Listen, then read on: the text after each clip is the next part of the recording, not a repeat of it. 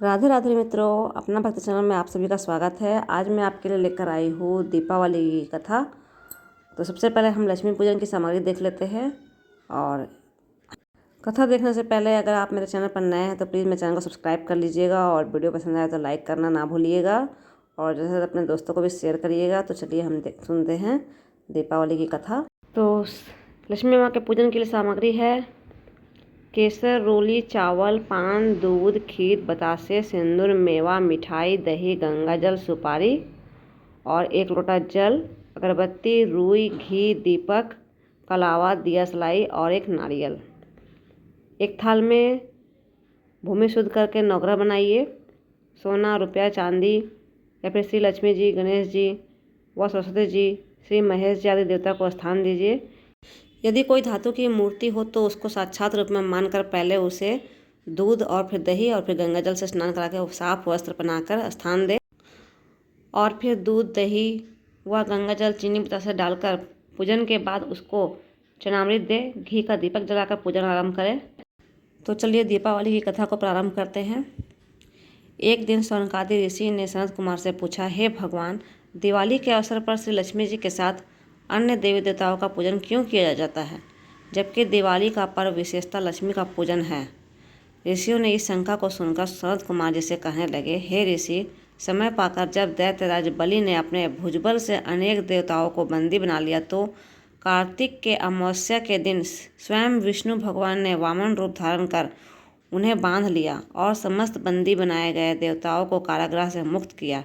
कारागृह से मुक्ति पाकर सभी प्रमुख देवताओं ने क्षीर सागर में लक्ष्मी सहित विश्राम किया।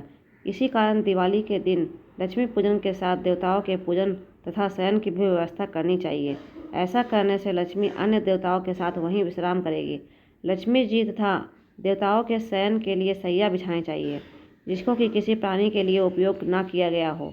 उस पर सुंदर नवीन वस्त्र व चादर बिछाकर तकिया व रजाई आदि लगा दे। तत्पश्चात सुगंधित कमल पुष्प भी शैया पर बिछावे, क्योंकि लक्ष्मी जी का निवास प्राय कमल में ही रहता है।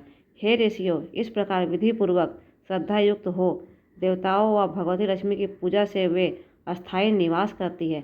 उनके भोग के लिए गाय का खोवा या फिर उससे बना हुआ मिश्री, लौंग, कपूर एवं इलायची आदि मिलाकर मोदक के लड्डू बनाने चाहिए।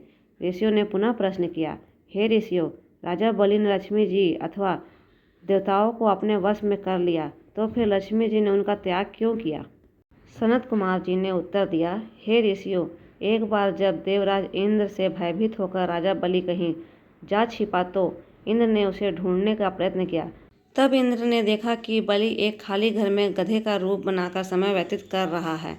इंद्र के वहां पहुंचने पर बलि से उसकी बातचीत होने लगी। बलि को तत्व ज्ञान का उपदेश देते हुए काल समय की महत्ता समझाई। देवराज इंद्र और दैत्यराज बलि में बातचीत चल रही थी कि उसी समय दैत्यराज के शरीर से अत्यंत दिव्य रूप वाली स्त्री निकली। उसे देख इंद्र ने पूछा, हे दैत्यराज, तुम्हारे शरीर से निकलने वाली यह आभायुक्त स्त्री देवी है या आसुरी या मानवी? राजा बलि ने उत्तर दिया, हे देवराज, ना यह देवी है, ना आसुरी है और ना मानवी है। यदि तुम इसके संबंध में अधिक जानना चाहते हो तो फिर उसी से पूछो। इतना सुन इंद्र ने हाथ जोड़कर पूछा, हे देवी, तुम कौन हो और दैत्यों का परित्याग करके मेरी ओर क्यों बढ़ती आ रही हो? मंद मंद मुस्कुराती हुई वह शक्ति रूपी स्त्री बोली, हे देवेंद्र, मुझे ना तो दैत्यराज प्रहलाद के पुत्र विरोचन ही जानते हैं और ना ही उसके पुत्र यह बलि। शास्त्रवेता मुझे दुस्सह, भूति और लक्ष्मी के नाम से पुकारते हैं, तो आप तथा अन्य देवगण भी मुझे भली भांति नहीं पहचानते। इंद्र ने प्रश्न किया, हे देवी, जब इतने दीर्घ काल तक आपने दैत्यराज के पास वास किया तो फिर अब इसमें कौन सा दोष उत्पन्न हो जिससे इनका परित्याग कर रही हो? साथ में ही यह भी बताने की कृपा करो कि आपने मुझ में कौन सा ऐसा गुण देखा जो आप मेरी ओर अग्रसर हो रही हो? लक्ष्मी जी ने उत्तर दिया, हे आर्य, मैं जिस स्थान में निवास कर रही हूँ वहाँ से मुझे धाता विधाता कोई नहीं हटा सकता, क्योंकि मैं सदैव समय के प्रभाव से ही एक को त्याग कर दूसरे के पास जाती हूँ। इसलिए मेरा तुमसे कहना है कि तुम बलि का अनादर ना करते हुए आदर की दृष्टि से उसका सम्मान करो। इंद्र ने पूछा, हे देवी, कृपया करके यह बतलाइए कि अब आप असुर के पास क्यों नहीं रहना चाहती? लक्ष्मी जी बोली, मैं उस स्थान पर रहती हूँ जहाँ सत्य, दान व्रत तप पराक्रम तथा धर्म रहते हैं। इस समय असुर इससे विमुख हो गए हैं। पूर्व काल में ये सत्यवादी थे, जितेंद्रिय और ब्राह्मणों के हितैषी थे, परंतु अब ये ब्राह्मणों से द्वेष करने लगे हैं, झूठे हाथों से धृत छूने लगे हैं, अभज्य भोजन करते हैं, साथ ही धर्म की मर्यादा को तोड़कर विभिन्न प्रकार के मनमाने आचरण करते हैं। पहले ये उपवास तथा तप करते थे, प्रतिदिन प्रातःकाल सूर्योदय से पहले जागते थे और यथा समय सोते थे, परंतु अब ये देर से जागे और आधी रात के बाद सोते हैं। पूर्व काल में ये दिन में शयन नहीं करते थे, दीन दुखियों, अनाथ, बुद्धि रोगी और शक्तिहीन को नहीं सताते थे, उसकी अन्न आदि से हर प्रकार से सहायता करते थे। पहले ये गुरुजनों की आज्ञाकारी तथा सब काम समय पर किया करते थे।